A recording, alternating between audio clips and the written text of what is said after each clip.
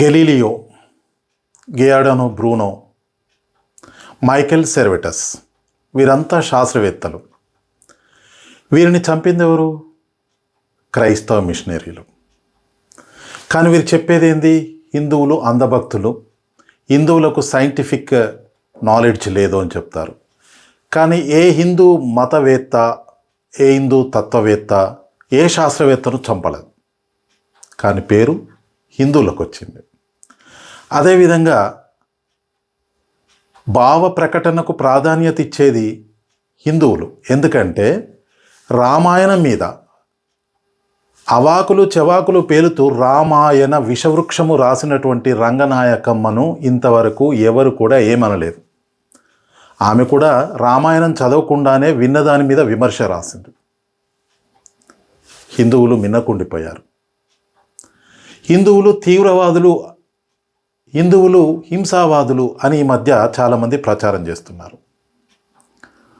కానీ బంగ్లాదేశ్ రచయిత్రి తస్లిమా నస్రిన్ను వెళ్ళకొట్టింది ముస్లింలు. అలాగే శాటనిక్ వర్సెస్ రాసినటువంటి సల్మాన్ రష్డీని మరణశిక్ష విధించింది ముస్లింలు. మరి ఈ భారతదేశంలో హిందుత్వానికి వ్యతిరేకంగా పనిచేసినటువంటి వాళ్ళకి ప్రభుత్వాలు కానీ హిందూ సంస్థలు కానీ ఎక్కడైనా మరణశిక్ష విధించాయా? లేదు కదా. అదేవిధంగా ప్రతి నిత్యం సనాతన ధర్మాన్ని అంతం చేస్తామని రాజకీయ నాయకులు చెప్తున్నారు, కమ్యూనిస్టులు చెప్తున్నారు, అతివాదులు చెప్తున్నారు, తీవ్రవాదులు చెప్తున్నారు, ఇంకా నాస్తికవాదులు కూడా చెప్తున్నారు. కానీ ఎక్కడా హిందువులు వీళ్ళ జోలికి వెళ్ళలేదు.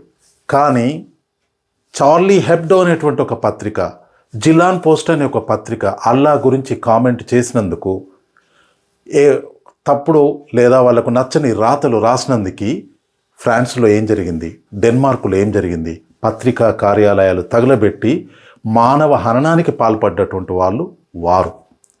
చెప్పండి, హిందువులు హింసావాదుల, మతోన్మాదుల? హిందువులారా, ఒక్కసారి ఆలోచించండి. ఎవరు హింసావాదులు తేల్చుకోండి. ఒక్కసారి హిందుత్వం గురించి తెలుసుకొని మీ పిల్లలకు తెలియచెప్పకపోతే మిమ్మల్ని వేటాడి వెంటాడి తరిమి చంపేసే రోజులు దగ్గరలోనే ఉంటాయి ఇతర మతస్థులు.